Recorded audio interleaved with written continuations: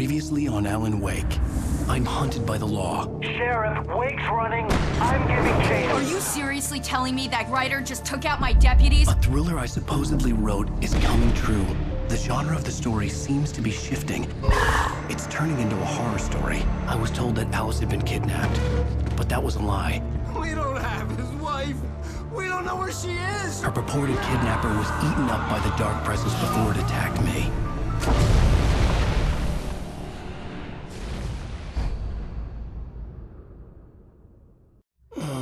Alan, shh, baby. It was just a nightmare. Alice. There you go, Alan. Hartman. I fell. I had to give you a sedative. Don't fight it. You went through another rough period. What? Right now, it's very important that you stay calm. We don't want you to have another episode. You're a patient at my clinic. Have been for a while now. The shock of your wife's death triggered a mental illness. No, you're lying. You're suffering from various symptoms of undifferentiated schizophrenia. Bastard. It's okay, Alan. Just let go.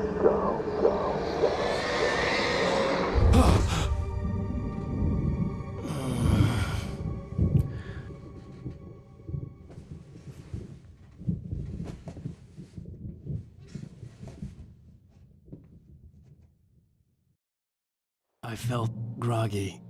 Whatever Hartman had bumped in me was making me numb. I felt like this was happening to someone else. Someone I was watching on television. I couldn't think. Couldn't focus. The door was locked. I was a prisoner here.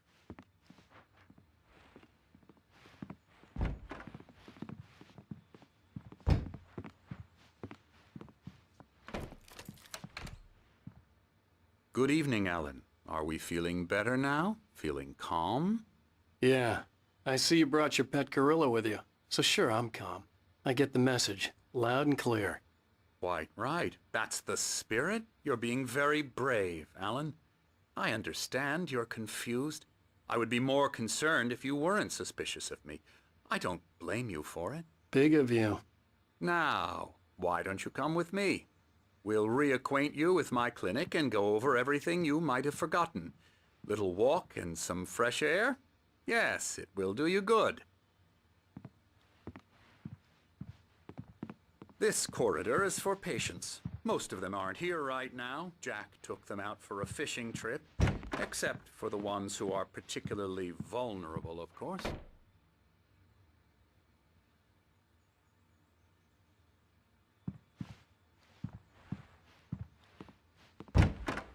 I encourage creativity as a part of the recovery process here at Cauldron Lake Lodge. I specialize in treating artists. I bet you do. Splendid, Alan. I honestly believe we can get this thing under control if we work together. This way, Alan.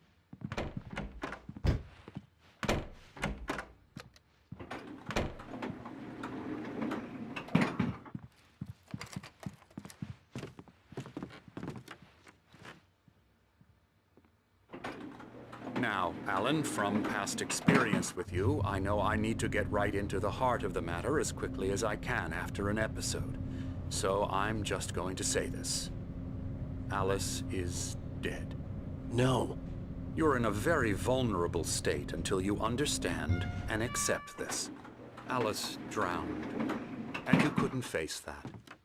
You're suffering from hallucinations, paranoid delusions, unusual thinking, an obsession about light and darkness, a feeling that everything revolves around you, your thoughts and dreams. Your mind has constructed an elaborate fantasy scenario in which your writings are affecting reality.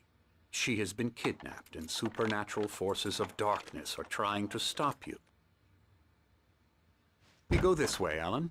I wasn't ready for another shot, so I went along with it. He had to be lying. But under the influence of the drug he had given me, I had to fight not to believe his words. It's all in your head. You've been making it up. Apart from the tragic accident with your wife, no one has been killed. Your delusions are just a manifestation of your subconscious mind trying to protect you from the too painful truth. Unless we fight the fantasy, it will return. I know the instinct is to resist me, but think about it. Doesn't this make far more sense than the insane supernatural conspiracy you have concocted in your mind? You're a skeptic by nature, Alan. We both know this. Everything can be explained logically.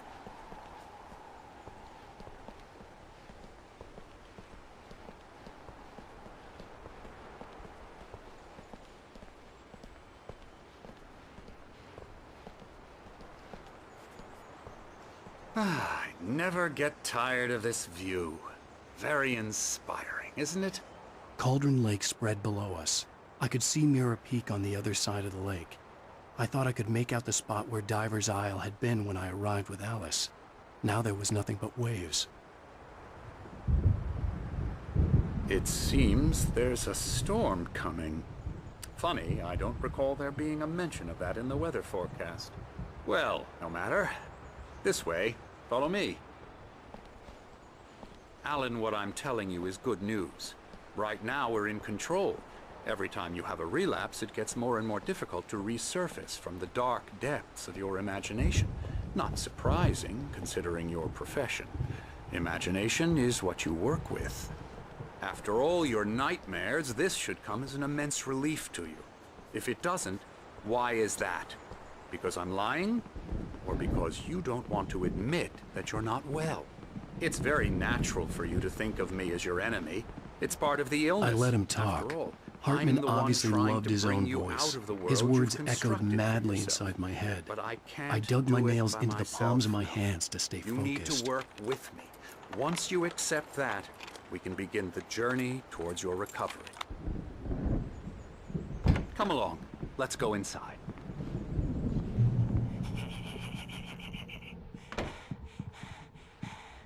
Now, here's the entrance to the office wing. That's for staff only. You were impressed by my trophies when you first arrived here. I do love to hunt. The great outdoors, man versus nature. It's wonderful stuff. Pretty damn wonderful, yeah.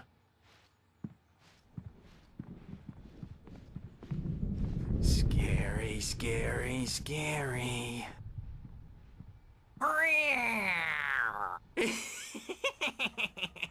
Emerson.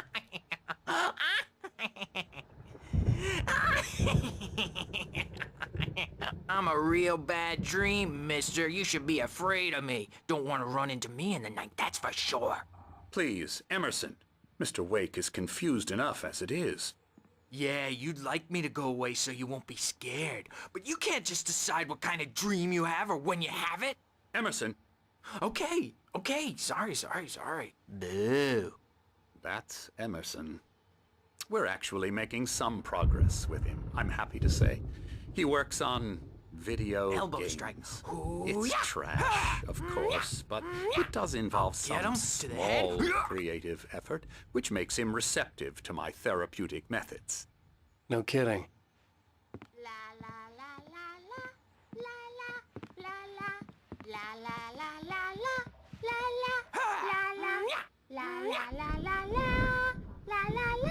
Come, Alan, this way.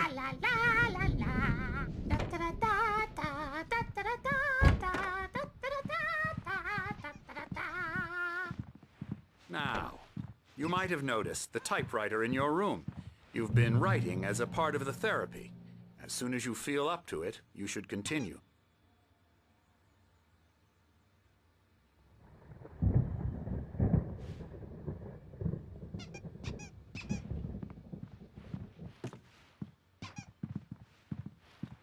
My rheumatism's killing me. There's a storm coming. Oh, what a storm. I hope it wipes this place off the face of the earth. And these two are the Anderson brothers, Odin and Tor. They had how should I put this? A heavy metal band in the 70s and 80s called Old Gods of Asgard. They even adopted new first names to complete the image of Viking gods. After the band broke up, they lived on a farm nearby. They are, well, in advanced stages of dementia. They're well cared for, TLC and all that. There's nothing more that can be done. I'm afraid that the rock and roll lifestyle has left its mark. Oh, that won't do. I'm so sorry to cut this short for now, Alan. The power has been acting up. I'd better go check on it. We'll